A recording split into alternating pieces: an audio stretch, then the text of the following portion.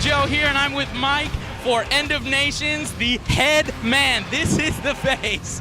All right, man, so I'm so excited about the game. I got some hands-on time with it yesterday, a little bit today, so I want to ask you some more questions about it. Absolutely. Like, I think, well, first off, I want to say the single biggest and best thing that could have happened to this game you guys did is announcing it as free-to-play. It's be a new game that I get to play. I'm huge into Armies, K. Angry Joe Show Army. I'm ready to build my own units. Can you tell me a little bit about the commander abilities? Because I saw it looked like it was you know, you get the portrait of your guy, and then you have certain things under the portrait. It looked like a large hex, some unit hexes, and then I think some slots for special abilities. So tell us, as players, what kind of what that means. Yeah, what it is you know, you can build different. So you have this large army that you amass, and what you can do is take in your army that we call your army. You've got a whole variety array of units, which includes aircraft, infantry, and ground vehicles.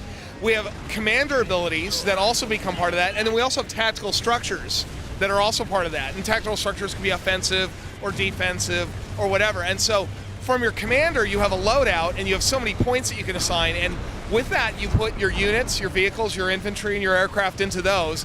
You have your special commander abilities, and some of the commander abilities might be like, you know, kind of super weapon abilities. Some might give you speed boosts. You know, some might give you enhanced damage. Some might be able to make you, you know, go stealth for a little while. And, you know, it's a way to let you kind of customize your commander, because we have 4 commander classes in the game, and those give you another way to kind of customize to your playstyle.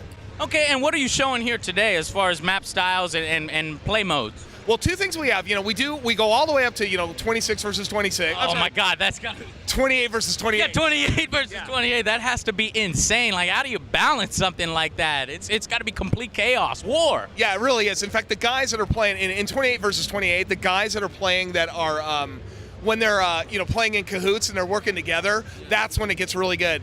I mean, typically I'm in there and I'm just one guy running around doing stuff, and I just get stomped. It looks so awesome. One thing. Oh, I'm sorry. Oh no, go ahead. Well, I was about to say that sounds really great, but I already foresee a possible problem with that. Like in League of Legends, you have 5-on-5. If somebody drops out, you're kind of screwed with 28 and 28. What happens when people drop from that game? Say one team loses 4 or 5 guys. Well, other people can drop in. So if people are in the queue, if somebody leaves, somebody else can come right back in. Pick up where the other guy left off, but with his own units? Yeah, they'll come in at like one of the starting landing zones. They'll bring their own army in and continue on the battle. So if one guy leaves, somebody else can come in. But, you know, it's not just 28 versus 28. You know, we have everything that you have in a traditional real-time strategy game. So, you know, we got 1v1, 2v2, 4v4, 8v8. You know, so you can play, you know, I was playing in a 16-player battle the other day and having a lot of fun. That's actually a really good size. So I think for me, 28 versus 28, man, that's a pretty wild battle. And you got to really be, like, on your game. And so, you know, then we also obviously have co-op play too. So you can team, you know, 4 players, 6 players, 10 players, 12 players. You can work together as a team and battle against the AI too. So you can do all kinds of different comp stomps. Exactly, against the Order of Nations. Could you speak a little bit about, we know that there's plenty of PvP, and that's kind of why I want to play End of Nations, but I'm also interested in how substantial the single player element is. You're battling against the Order of Nations, correct? With your friends. Are there cinematics or global events to help drive the story along when you face the Order of Nations? Well, there's actually a playable story campaign that the game has also. So you start out, you play through the game, and you can play it solo player or you can play with friends, and you advance and play through the whole story campaign, just like a traditional, you know, RTS game.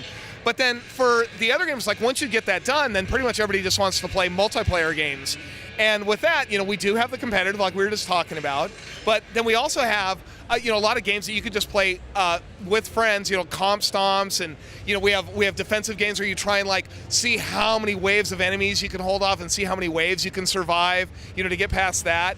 And, you know, and then we have offensive games, we have capture the flag and things like that, but, you know, where you can play with friends against the AI, you know, where you're not having to worry about battling against other human players. Before, I was like, okay, subscription, I really want to play End of Nations, but I'm not sure if I can shell out, you know, $15 a month in addition to all these other ones. But when it went free to play, not only am I going to play it, but I'm going to buy some premium content, you know, like customizable skins, because that's exactly what it is, right? It's not paid to win. There's or no anything. Pay to win, no right. pay to win. Could you explain what kind of items is in that system? Yeah, what we do is basically pretty much everything in the game you can buy through accrued wealth that you earn just by playing the game. So by going from battle to battle, you'll earn more money that you can use to buy things. So you level up and you unlock new things that you can add to your armies and and things like that. What we do let you buy, you can't pay to win, but we do let you buy convenience items that will allow you to have XP boosts so you can level up faster. And then we also sell a lot of really cool customization items. So like, custom skins like the bacon skin and stuff like that, and ways to customize.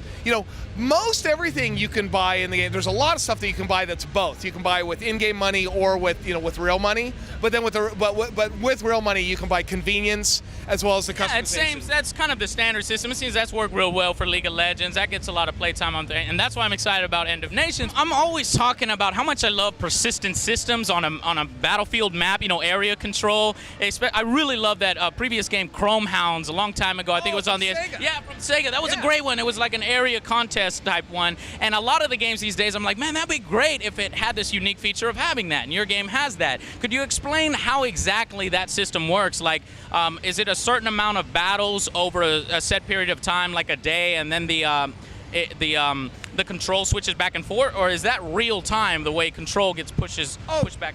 Yeah, you're talking about like in the kind of the worldview metagame. Yeah, the persistent metagame. Yeah, so there's that entire metagame going on in the worldview where there's territories all over the planet, and basically whoever has more victories within those territories grab control of that location. So when you see somebody take away your territory, you want to jump back in there and try and win it back. Now, if the guys keep playing it and they get more and more victories, it's going to be that much harder to get back. Now, once you grab a territory back from somebody, it's not just one battle where they win to grab it back. It's going to take them more than that. So if you really work hard to grab that territory, it's not like it's just going to instantly flip-flop back, but it's going to take some work, to get it to come back.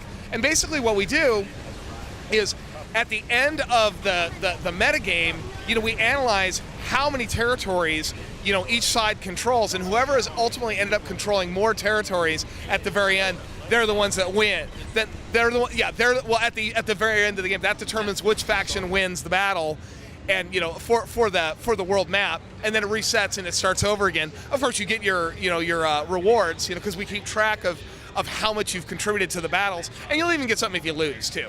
That's awesome. So technically, and I guess this is based on per server, there's going to be different servers, right, that goes on. So I'm thinking to myself, okay, I totally want to create the Angry Joe army, possibly have a guild going and like take over all of Texas, or maybe like get Australia just from, I used to do that in Risk, just pack my units in Australia and go and dominate. So, is there any guild support for your game? Yeah, we call them clans, and we have full clan support, so you can build your own clans and, group together, and you have clan achievements, everybody works together, and you can, add as many people as you want to get in there and stuff like that. We also have friends lists, so you can keep track of all your friends and who's coming online, and on top of that, we got achievements, so we have achievements for everybody on top of that. And so how is this game going to keep itself fresh over time? Like, for example, I keep going back to League of Legends, but they entered new champions. So are we going to see something similar, like new unit types, new commander abilities, things like that? Yeah, our plan is, we're so excited about this thing finally going live. We're in alpha now. We're playing with players now. We're having a great time.